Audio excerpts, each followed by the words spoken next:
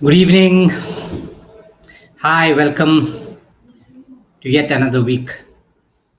Okay, so the Ask Me Anything sessions, we have this every Tuesday at 9 p.m. Indian Standard Time. Okay, so you can ask your questions. We'll have a short session about a topic and then you can start asking your questions. And that's how we have been doing this.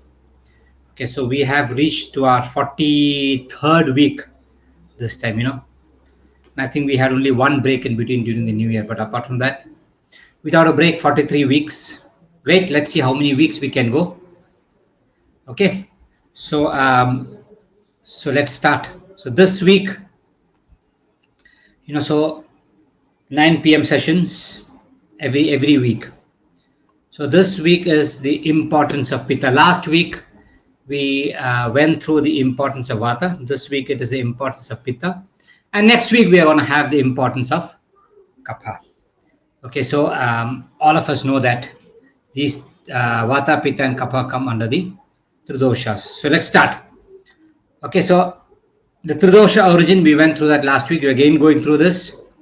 So it's from the Pancha Mahabhutas. Like I said, every Shastra, we have got the 63 Shastras in the Eastern philosophy, and all those Shastras have come from the Pancha Mahabhutas.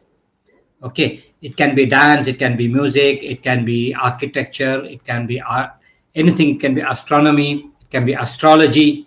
Okay, it can be medicine, anything you take.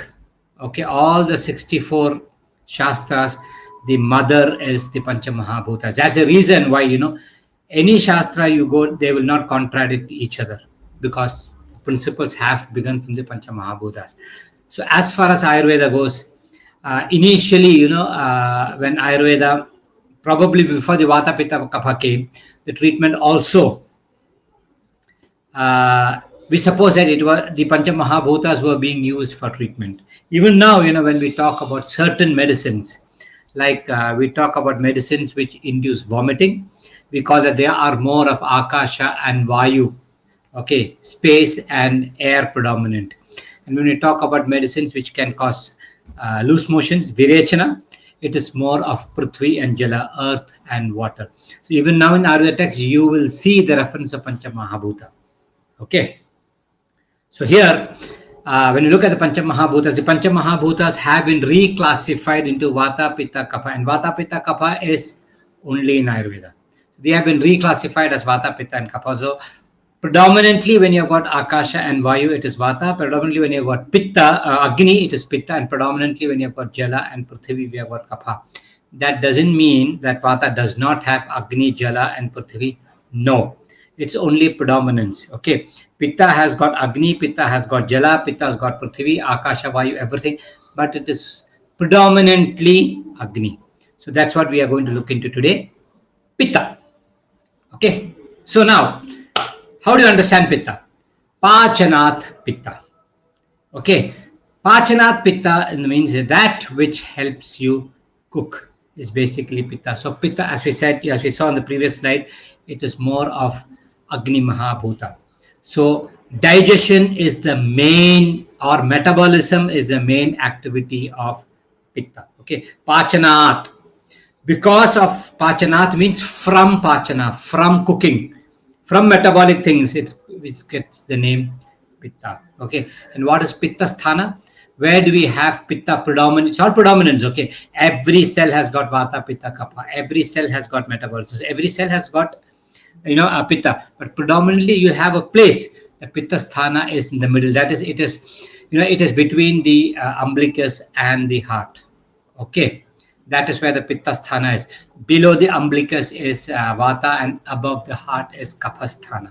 So in the Madhya Bhaga or in the center part of the body is Pitta. That doesn't mean that in other parts of the body you don't have, Just for example, Chakshus Tejomayam. Eyes are basically Tejas. Tejas is fire. Eye is Pitta Sthana. Okay, skin is Pitta Sthana. So you have got Pitta in different parts, but predominantly it is in the middle part of the body. So what are the gunas of Pitta? Sneha, it is slightly oily. Okay, pitta is, it's all slightly. Okay, pitta is slightly oily. It is because it is fiery. It is very sharp. It is tikshna. It is ushna. It is hot. It is legu. It is light. It is sara. Okay, it is what you call, it can flow.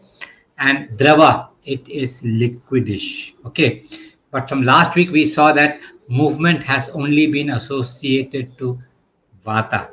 Here, even though you see the property of Sara, that means it's got a flowy property. Okay, it does not flow, it cannot flow, it is ready to move. Pitta is ready to move while Vata moves it. Okay, so that's the difference, Pitta doesn't move, Pitta is ready to move, it is Drava, it is liquidy. Okay, now types of Pitta. Again, like we saw 5 types of Vata, Pitta is also 5 types. It is Pachaka, Ranjaka, Sadhaka, Alochaka, and Brachaka. In simple things I've written, Pachaka is basically takes care of the digestion of the body. Okay, Ranjaka is basically that Pitta which helps in the production of blood. Ranjaka means coloring. So the essence of the body gets converted into blood because of Ranjaka Pitta. And Sadhaka Pitta is Sadhakam Hridgatam Pittam. Okay. Abhiprayadartha sadhanat sadhakam hridgat. So if at all you want to get something, the fire to achieve that, the go-getting thing, that is actually that Pitta. It is Sadhakam Hridgatam. It is basically in the heart. Okay. Alochaka is the vision. That's why I said, you have got the eye is also a sthan of Pitta. Vision is fire. That is also because of Pitta. And Brachaka. Okay. Tvachanat Tvachaha. It basically, the glow which you get from the skin is basically because that light which is it gets emitted from your skin is also because of Brajaka Pitta. Okay, so these classifications only where Pitta stays and what action it does. That means there is only one Pitta, and when Pitta is here, we call it a different name. When it is here, we call it a different name. But by and large, Pitta is only one. Okay. Now, Pitta Karma Lakshanas. What are the activities which Pitta does? Okay, so main job is metabolism. So it is there in the smallest of cell. You may call it, what can you see? Every cell has got its own metabolism, right? You may call the mitochondria, whatever it is. So that metabolism in the cell is also because of Pitta. Okay, and then the Agni in the stomach is because of Pitta. We have got different kinds of Agnis. We have got 13 Agnis. Okay, the main Agni is in the fire. You have got the 5 Pancha Mahabhuta Agni. As you said, we still talk about Pancha Mahabhuta in spite of classifying Pancha Mahabhutas into Tridoshas. And then you have got the Dhatu Agni, or the 7 tissues. For conversion of one Dhatu into other, you again need Agni. Okay, so its main job is to digest the food we eat, the medicines we take, and all those things. And Vata takes you to different parts of the body. Okay, so what are the symptoms? All kinds of burning sensations in the body. It's fiery.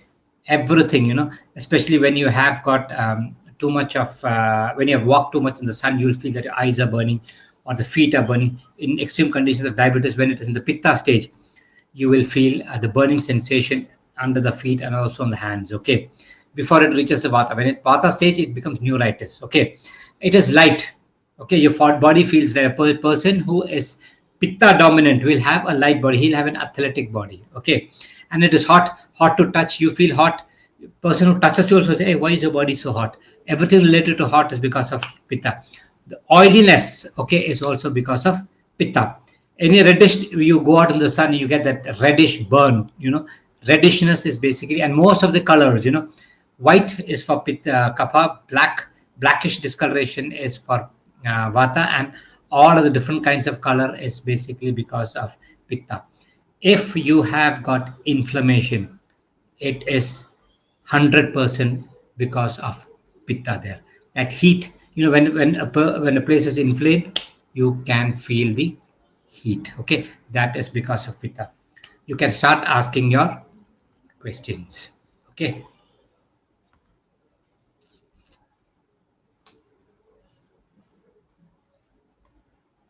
Hello world. So previously I was able to eat whole lemon and could also consume amla, but now when I eat a little bit, I get acidity and gastritis. Hello world. Okay, I don't know what your name is. So there are 2 things to it. One, you are not able to withstand. See, if you look at lemon or amla has got all the five tastes. Okay, but lemon is predominantly sour, and sour is actually the fiery taste. Okay, it's got fire in it, so it can generate a lot of heat. So one reason why you're not able to withstand the sourness or the fieriness of lemon is because you are going wrong somewhere else in your lifestyle where you are generating a lot of heat. You might be somebody who might be staying up at night and not sleeping early. When you stay up at night, body heat goes up. You might be somebody who is consuming a lot of spicy food, alcohol, a lot of non-veg, spicy non-veg, and you also might be somebody who's fasting or somebody who's doing a lot of exercise. Anything which can increase the pitta in the body will make you not withstand sour taste. Okay, one of these factors, or probably you are also getting old. Okay.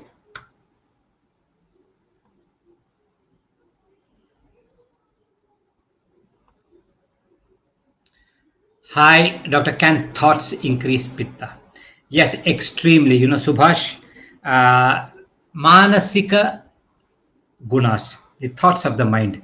Sattva, Rajas, and Tamas. Okay, these are the three gunas. Gunas are the good qualities of the mind. People, the moment they hear Tamas or the moment they hear Rajas, they immediately think, oh, those are bad. No, Sattva, Rajas, and Tamas are the states of the mind, which are the gunas of the mind. For example, when you are actually peaceful, that state is Sattva.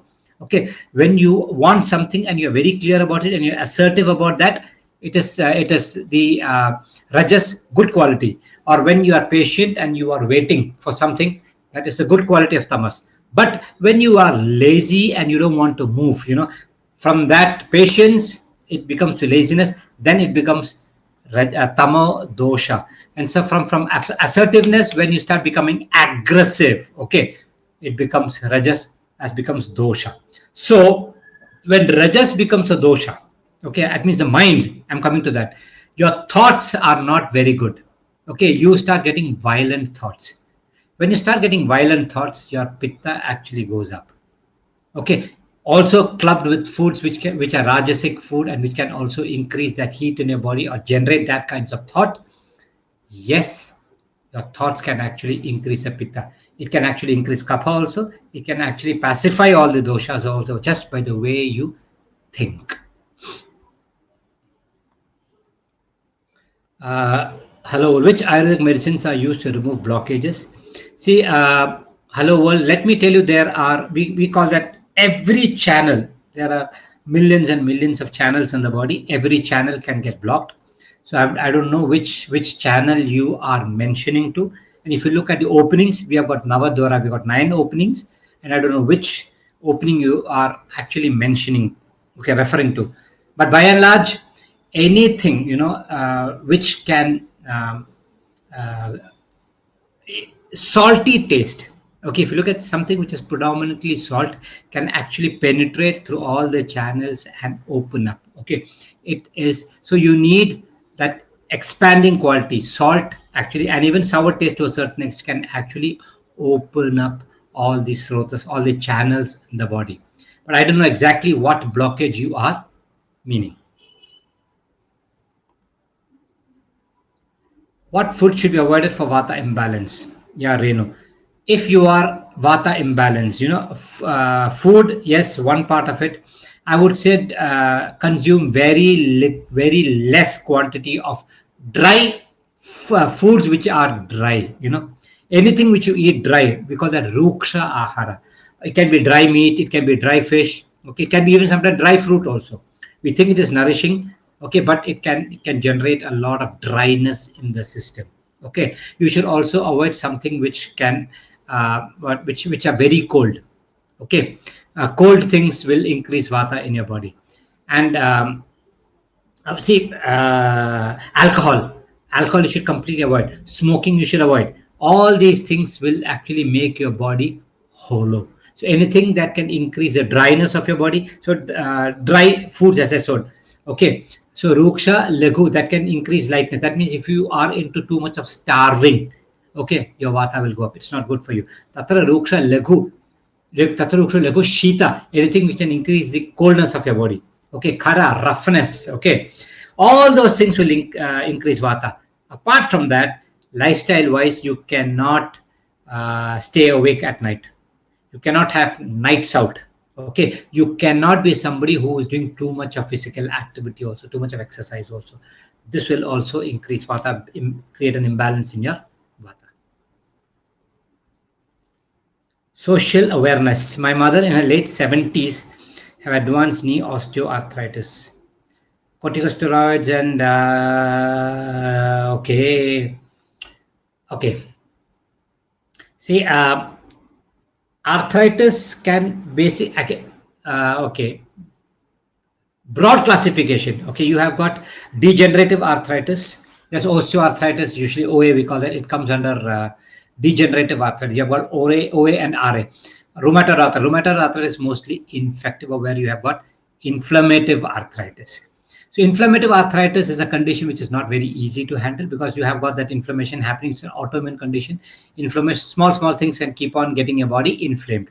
But this, it is osteoarthritis. Okay, she is in the late 70s. I do understand that you're concerned about her knees and about her age.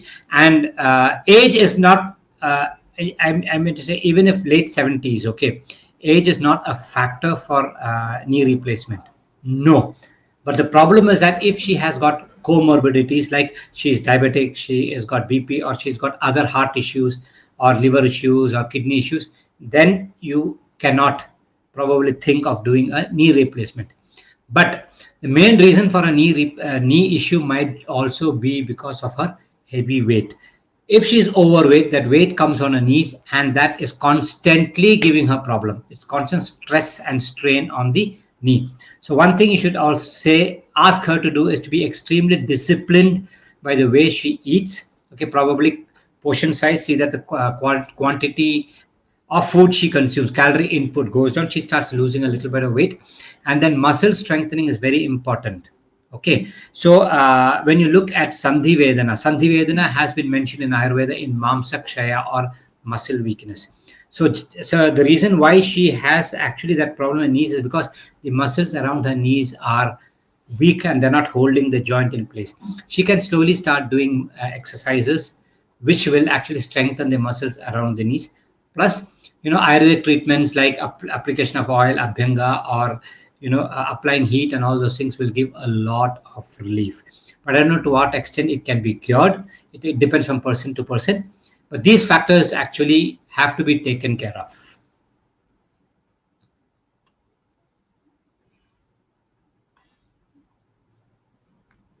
Oh, Sumukha. Summer regime. Okay, summer hasn't come. Probably we are entering summer. Especially in summer, okay, we notice that vata slowly starts accumulating in the summer periods, and it is extremely hot out there. Okay, so when you are consuming, let me start with food. When you are consuming food, avoid these three tastes.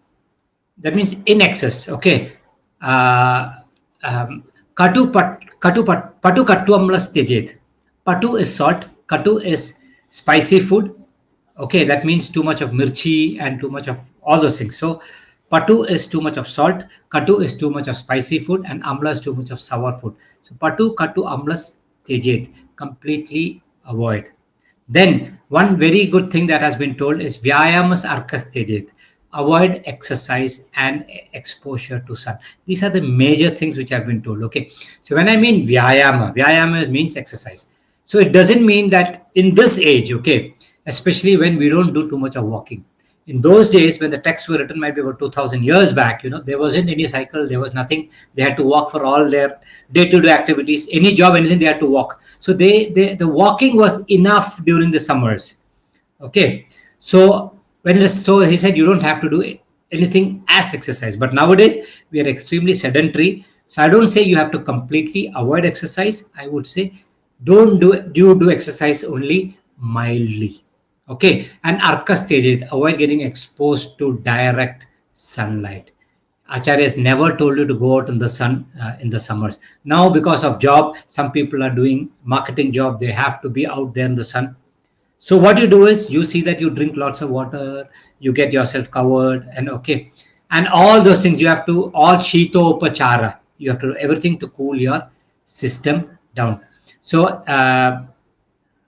so these are the basically basic summer things which you have to, and no nothing fermented also. No alcohol has been completely. You have to avoid madhyam na payam, no alcohol at all. Okay. For medicine to clear channel, it's best to take an empty stomach, right?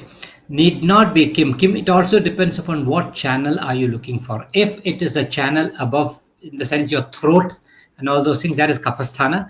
Then, as you said, it is true. It is good to take it in the morning. But if your channel is a lower channel, the pakwasha, where you have got too much of vata problem, then it is always good for you to take it probably at bedtime. So see, there are no, as I said, there are no hard and fast rules. It depends upon which channel is getting blocked. So medicines which you take on empty stomach, two things. One, it should be too much of kapha. Okay. Second thing is that the roga, the disease should have strength, and the person also should have a little bit of strength to withstand the strength of the medicine. Okay.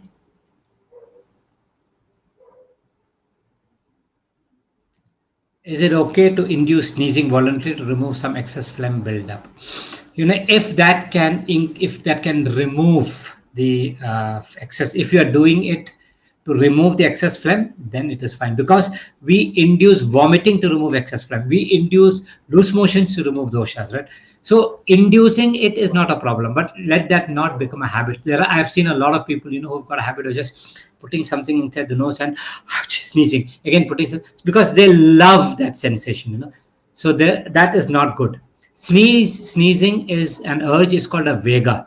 Okay, so when you feel like sneezing, automatically you are not supposed to control it, or you are not supposed to generate sneezing also purposefully. So controlling sneeze is called vego dharana, and producing it's called vego udirana. Both are bad. But since you have got a purpose of removing phlegm, it's okay to remove phlegm. Okay, but don't overdo it. Good question.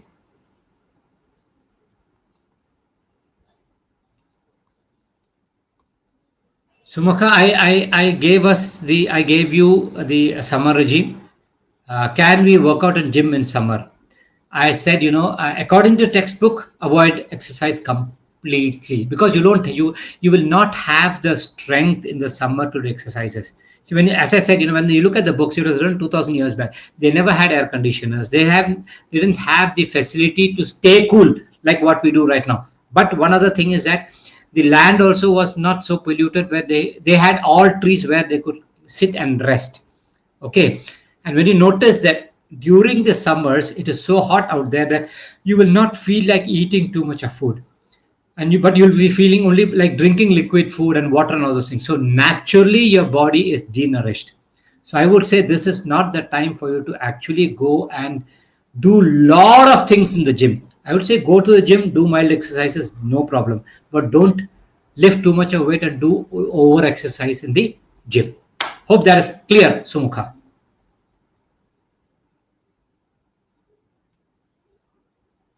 What should Renu? I think you asked this question last time also, or somebody else had asked this. Okay, restlessness in the leg is basically because the legs are tired. Okay, the days where you don't strain too much, you notice that the restlessness is less. So stress is one thing which contributes a lot to restlessness. And if the person is diabetic, you have got a higher chance of getting restlessness because of neuropathy. Okay, so it's basically you feel like you want to keep on rubbing the feet. So it's always good before you rest, or probably in the evening, applying oil on the feet. Whole leg, below knee or below waist is actually good. Giving it a very good rub. Kshiravala Thailam works really well for restless feet. Okay, you can apply it really well, and then you can wash in warm water, and then you can take rest. At bedtime, you can also apply a little bit of Kshiravala under the feet and take rest. Okay, It is because of overstrain. And what happens is, when you do that overstrain over a period of time, it's all cumulative. Okay, then only you start getting that restless leg. Okay, and that it doesn't go within 1 day or 2 day. You have, because it did not come within a day. It was all cumulative. Like a long-term treatment, you'll find a lot of relief.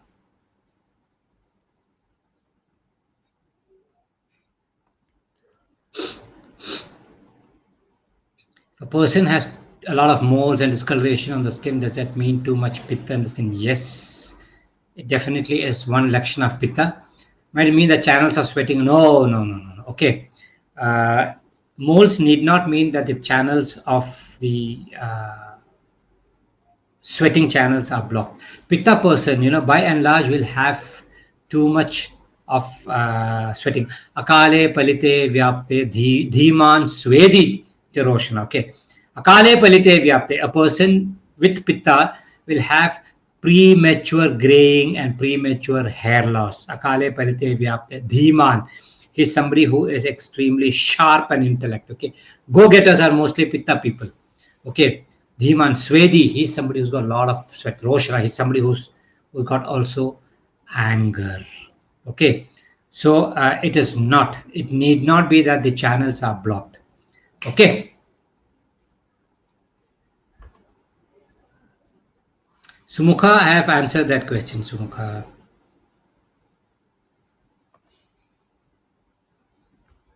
Recently, I went for a hike and deliberately avoided using sunglasses, as you had mentioned that it damages skin more. I actually felt much better and the sun did not feel very intense. I'm extremely happy that you had the heart to share that. Okay. It is really true.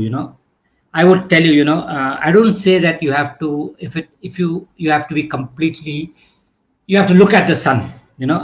As I said, eye is something just like the nose senses the intensity of smell.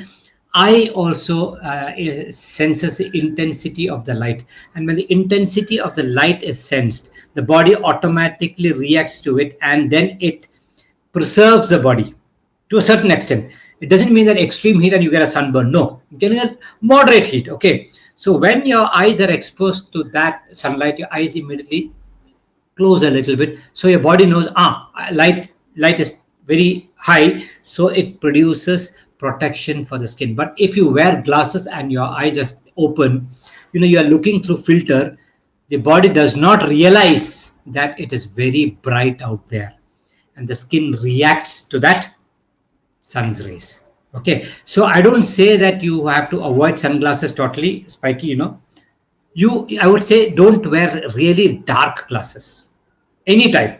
Okay, you'll see film stars and all wearing dark glasses. I would say wear something which is very, very, very mild, which protects your eyes but doesn't stop it from detecting the intensity of light. Thanks for that share.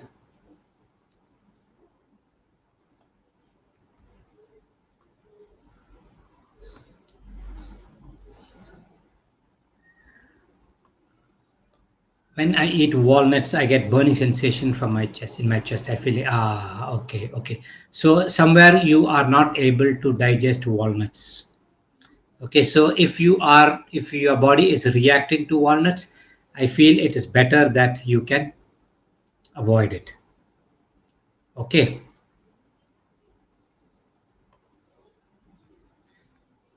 Yes, great. Yeah, tanning of skin was also minimal.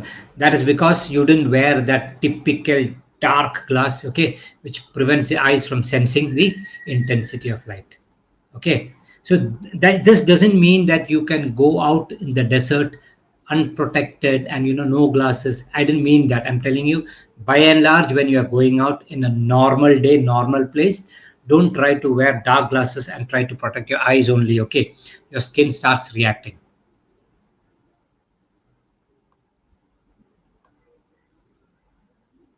Aditya, what can be done to improve sleep quality?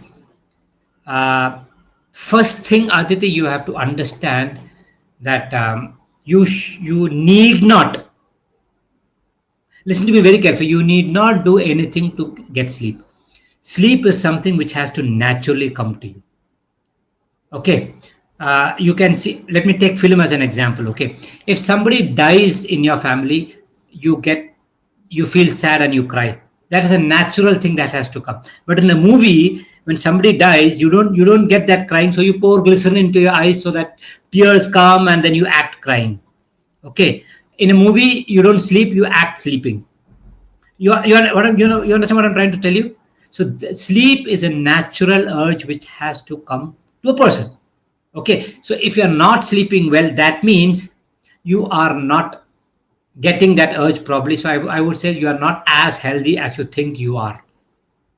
Okay, now what, now for to come to your question, what to do to improve sleep quality? Probably you have to do a little bit of exercise. You have to tire your body up to sleep really well. Okay, so your sleep wake up cycle has to be consistent for you to get that kind of sleep. Food wise, yes, don't eat too much of spicy, anything that can increase the pitta and vata. Sleep is basically kapha. That means you are not moving, you are sthira, you are equal to death. That is basically kapha.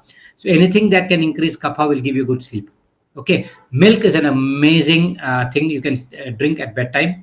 If somebody is getting good sleep, cow's milk is good. If somebody is not getting sleep, buffalo's milk is the choice. Okay, application of oil on the body and the head and taking a warm shower need not be at night. During late evening is actually good. So you can do a lot of things. I would say taking a medicine to get sleep is just like pouring glycerin into your eyes to get tears. Okay, it should come naturally. Something is going wrong somewhere, Aditya. Okay, might be stress, a lot of things.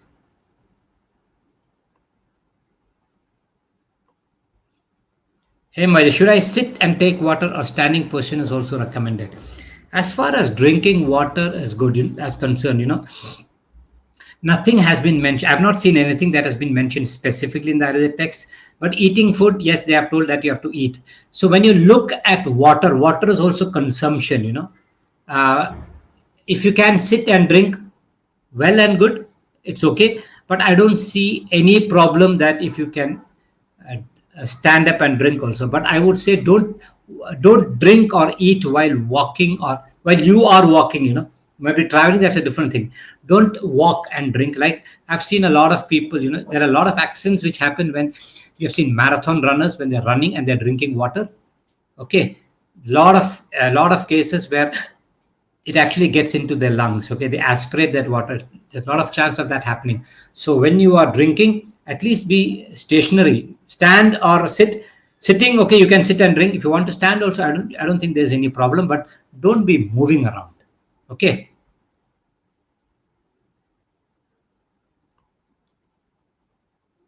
Okay, this is about your mother with knee pain. Okay, she's not overweight and she's not diabetic.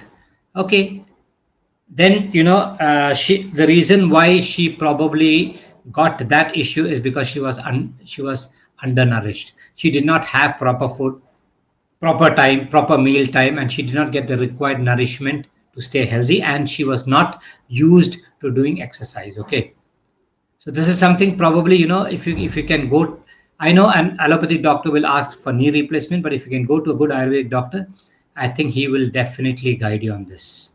Okay.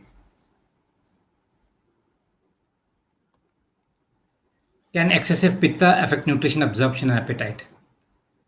Subhash, see, the property of pitta when it is balanced is proper digestion.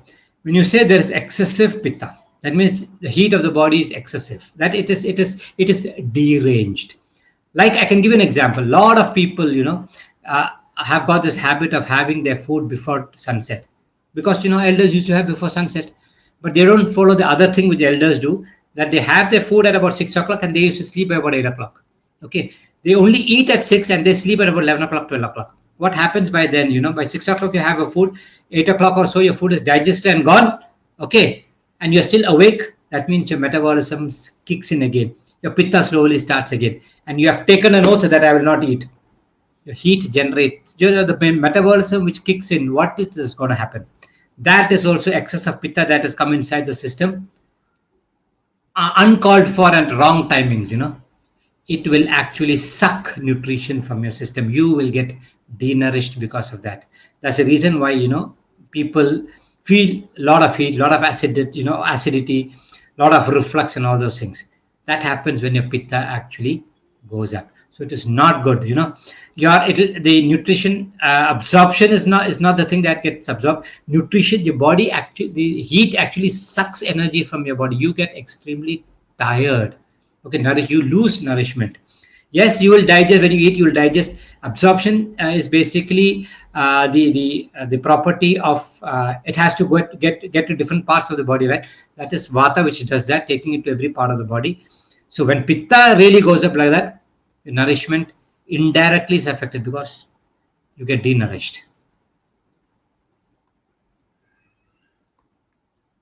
I'm hearing sound from my wrist with mild pain. I'm having too much of computer work. Yes. So sound from the wrist, yeah, you might hear your joints popping once in a while. That's okay. When you do this, you can hear. That's all fine. That's not a problem. But when you start getting pain, that means, as you said, it is your occupational problem. Vata has gone up, wrong position for a long time, or wrong movement for a long time. So this is where Vyayama comes. Okay, Laghavam Karma Samarthyam. I always repeat this word. Karma samarthyam. Your karma or the job, what you do, him, is basically working on the computer, doing all these things. The most important joint you use might be the wrist joint, the elbow joint, the shoulder joint, neck. So you have to do exercises where you strengthen all these things. Sitting like that will also disturb your back. So that also has to be taken care of. For samarthya is excellence. For the excellence, to get excellence in the karma you do, your computer work, you have to do exercises specifically that will strengthen those parts. Got it, right?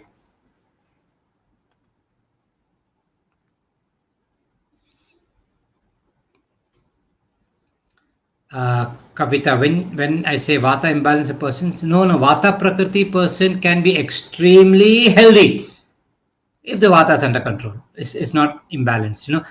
Vata imbalance can happen in a vata person, a pitta person, or a kapha person. But for a vata person, vata prakriti person, if he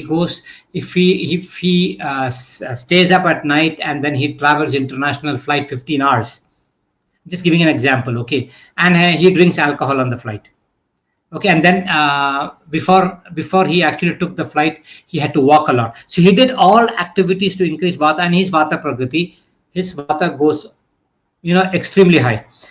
Okay. For a kapha person, if he does all these things, his vata will go imbalanced, but it might not go too high because his innate kapha prakriti will manage it a little bit. Okay, for that kapha person, for that vata to come back into balance also easier. For that vata person, it will take a longer period of time. But for a vata person, same thing. For a vata person, if the kapha goes up, kapha doesn't go up too much. And for that to come back also is easier. But for a kapha person, if he indulges in too much kapha increase in things, it really goes up. So prakriti has got nothing to do with your dosha getting imbalanced. Okay. But the chance of getting imbalanced depends a little bit on your prakriti. Hope that's clear.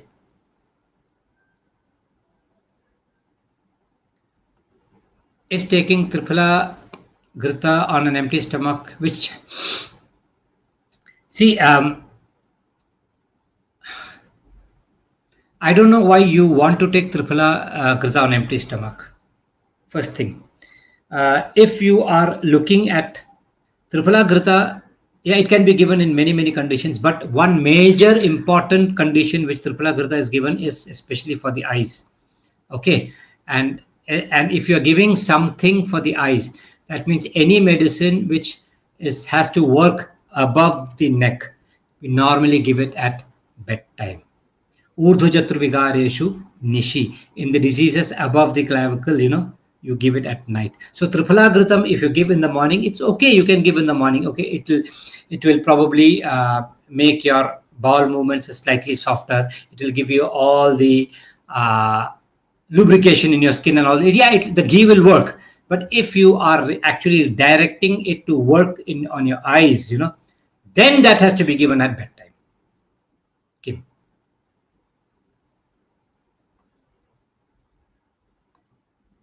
How can a lean diabetic vata person balance their dosha while gaining weight considering resistance against increased vata?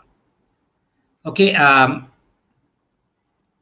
Too many permutations and combinations. A lean diabetic vata person, okay, he has to be very clear about the food he eats and the activities he does. He can't do too much of activity because his vata and his diabetic person. So he is not supposed to do too much of exercise, because when you say he is diabetic for quite some time, then his diabetes also would have reached in the vata state. So he has to do exercise, but he can't do too much. And diabetic is something which is which will actually, the reason for diabetes is because of wrong foods and a lot of things. But after a point when it reaches vata state, it actually reduces the body mass. Okay, so you can't afford, it's not very easy for you to put on weight, because the causative factors are actually equal to the factors which you are. Okay, if you want to put on weight and you are consuming certain things, okay, that will actually increase your diabetes. So they are contraindicated. So for a diabetic person who's very lean, it is very difficult for you to put on weight. That's the bottom line. I would say weight is not the matter here. You have to see that you stay healthy.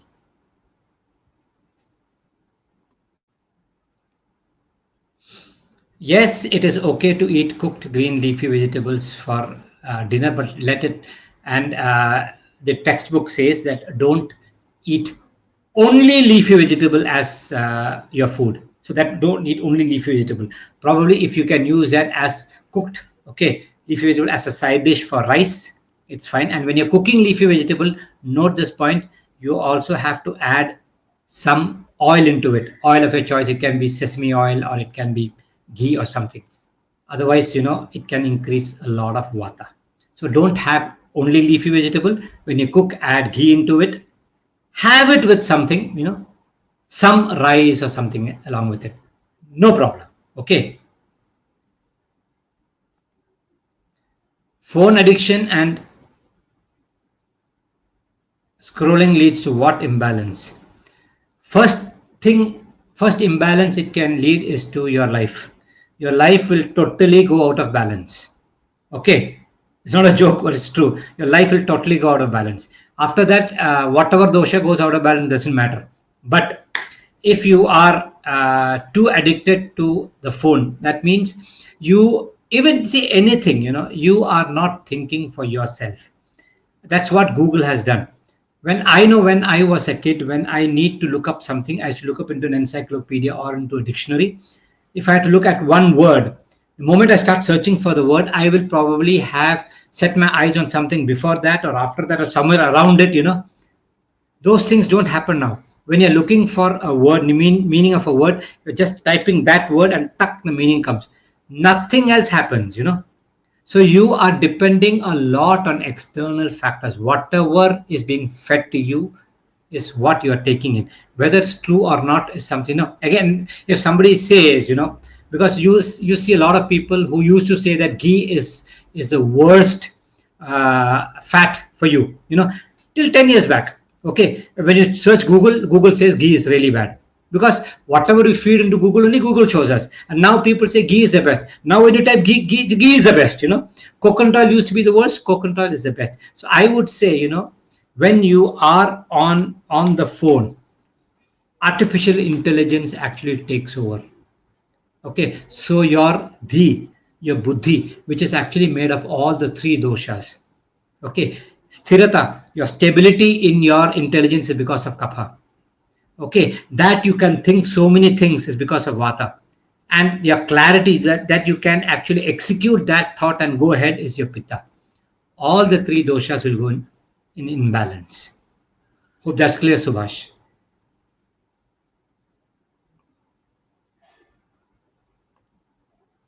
How should I clear my silver drinking cup of the tarnish? Use tamarind. Okay, you can also use ash. You burn probably a twig, you get some ash out of it, you can use that ash to clean your silver vessel. It'll become clean. Tamarind is also very good for you to clean it and let us know.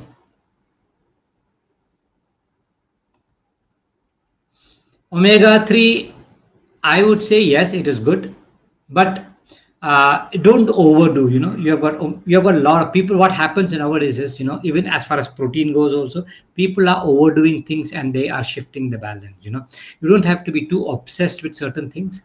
if you have your food normally food you start having, you will get most of the things.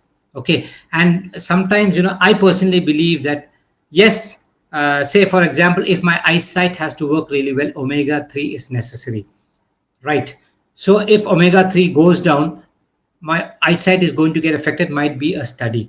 But my eyes can actually work well in the presence of omega 3. Agreed. It can also work well in the presence of coconut oil, or in the presence of, let me put randomly something, in the presence of cooked rice.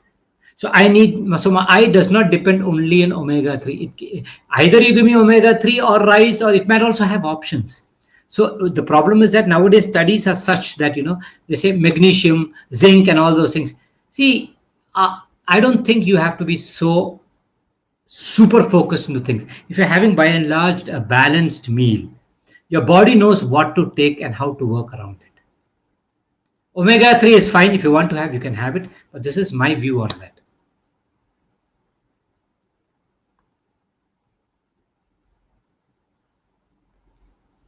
You can't do anything, Sumukha. Go through it, because of all these towers and all those things you see, especially in the cities, you don't have sparrows anymore. All of them gone dead. They're not, see, they're not die like that. What happened is, their fertility has been affected, and they don't procreate, and so slowly that species dies off. So same thing is going to happen to humans and all animals out there also. Okay, it might not be in this form, it can be in some other form. You cannot escape. But as much as possible, what I do at night is, when I go to bed at night, I switch off the Wi-Fi, at least in my house. But what happens is, see, mine, yes, I've got a house close by, there might be Wi-Fi over there, I can't tell him to shut it down. It might not be as strong as the Wi-Fi in my house. So what I can do is, I can switch off the Wi-Fi in my house. I can switch off the internet connection from my phone, and I can keep the phone outside my bedroom. If it rings also, I can hear it from it need not be around me. I only can be able to protect myself. That's it. But you can't do anything about it, Surekha. There is no going back.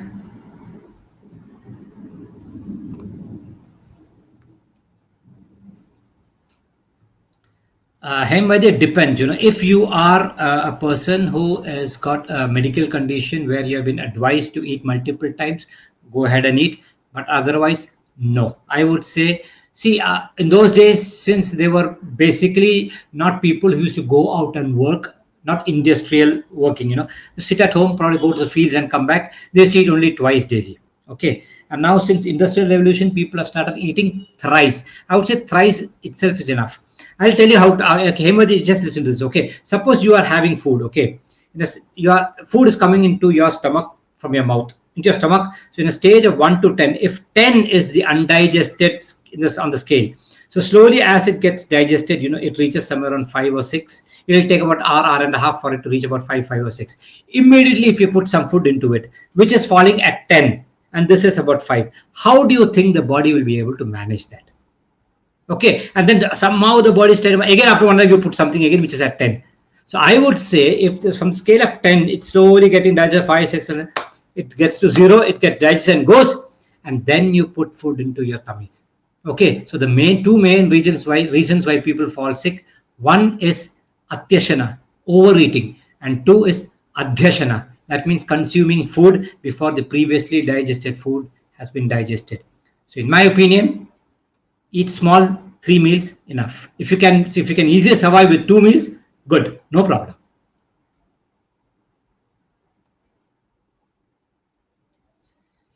Are steam inhalers good or harmful due to plastic? If you start looking on those angles, yes, Valishri sister, yes, I would say steam is not. It is not good to actually heat a plastic bottle. A plastic thing. It releases microplastics pretty faster. So you can use a traditional pot where you boil water, and then you can take steam out of it. That's actually a good question. Good way of thinking.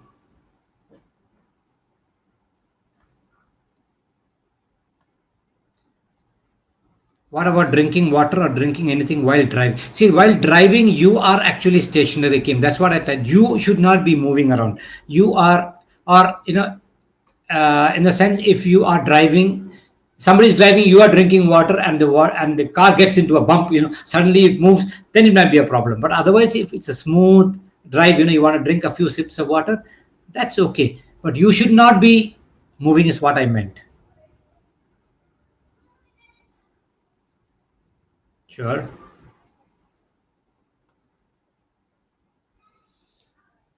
Throw some light on a connection between our strong will to heal. You know, if you don't have the will to heal, a doctor is very limited. He can only tell you what to do, what not to do, what medicines to take. And if you don't have the will to follow that through, and you don't want to be okay, then there is a very little chance that you will actually heal. And that is basically called the sattva guna. Okay, wherever there is sattva, there is harmony. That's all. Okay, so you have to get that sattva guna to actually heal yourself. It can be not only from a disease, it can also be from a trauma which you had in life. Okay, probably you might lose some money.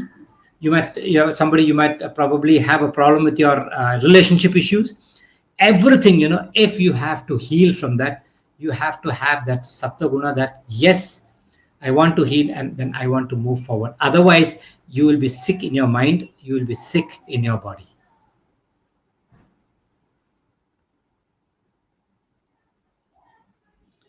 What happens when we store Brahmi Ghritam for 10 years? It's more effective.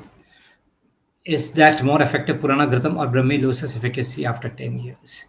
See, normally, let me tell you, Dhaval, we don't store Brahmi Ghritam for 10 years. Okay. If yes, Purana Ghrita 10-year-old ghee is actually good for all mental diseases, mental issues.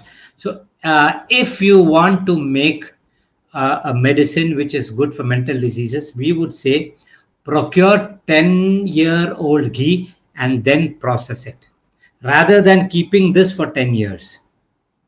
Okay, see, once it is processed with the medicines, then the efficacy might not change too much. It might not get spoiled. If you look at effectiveness, in my opinion, it's always good to use a 10-year-old ghee, okay, and then process it after 10 years to make that Brahmi Ghritta or Kalyanaka Ghritta or Mahapaishachaka Ghritta. A lot of medicines are being made by using the 10-year-old ghee. But I don't want to make Paishachaka Ghritta and keep it for 10 years. Okay. Kavita, varicose vein is extremely important that you don't stand for long hours. That is the major thing. Okay. The reason why a person gets varicose vein is because sometimes, see, it can be hereditary also. Weak veins, genetically, you got it. Or probably overweight, especially after delivery, they did not properly take care. Post-delivery, things were not done properly. And overweight, lack of exercise, lot of things, and long-term standing. Take care of all these things, and also consuming too much of spicy, sour foods and all those things will actually trigger it. But majorly, it is long-term standing. With that weight, it pushes the blood down. It prevents the blood from flowing up. So you see people who are, especially people in tea shops who make tea and give standing the whole day, or ironing, people who are ironing, or teachers who stand and teach. People who normally stand for a long, even people who stand in the pharmacies have got varicose veins. So no standing.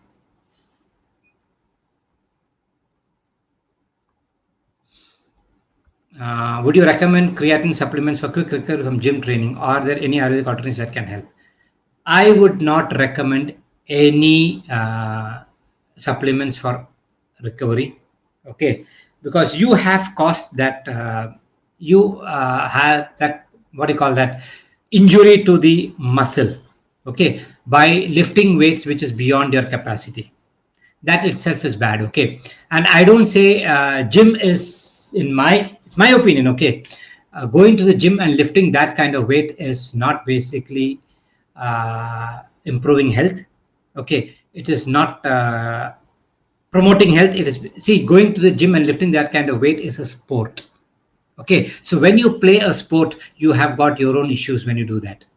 Okay, like all bodybuilders, bodybuilding is not health. Okay, bodybuilding is a sport. So when you do that, you have got all chances of getting injury. So to get okay, you take creatine. I would say rest is the best thing. Don't, for the first place, don't do so much where you enjoy your uh, muscles. And when you injure muscles, I think your muscles microfibers break. I know that. Okay, you want to immediately go the next day and again pump it. Okay, so that's why you want recovery. I would say take rest is the best thing. Okay.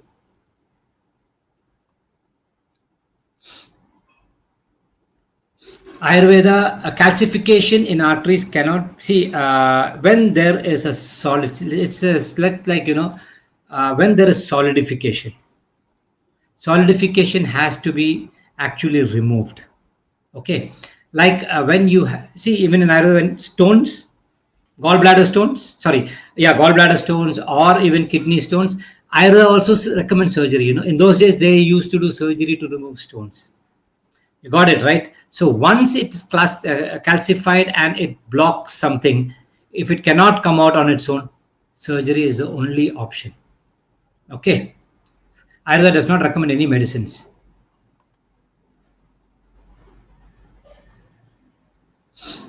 Uh, yes, if you look at hello, what you say is true. Right now, people don't do any operations, and that doesn't mean that operations were never been done in Ayurveda. If you look, I would recommend that you go through Sushruta Samhita. You'll be astonished to see the way they have done cataract surgery. Okay, the way they have done plastic surgery. I'm telling about 2000, 2005, 500 years back in India. Okay, how surgeries have been written about removing cysts from the liver. Okay, which probably only 150 years back they have done, modern, but Ayurvedically they have done it 2000 years back. And how you'll be surprised to see absorbable sutures being mentioned in Ayurveda. It is something which you have to read. If I tell you, it will be so simple for you. It is your homework. You can go and read how advanced surgery was. I don't say, see, when you look at, even when the bone breaks, they had surgeries to fix the bone. But the difference between the surgery now and surgery then is, one major difference is that now the surgeries are a lot cosmetic also. Those days the surgeries was function. If the hand breaks, they set the hand back. The hand should be able to function. That's all they thought of.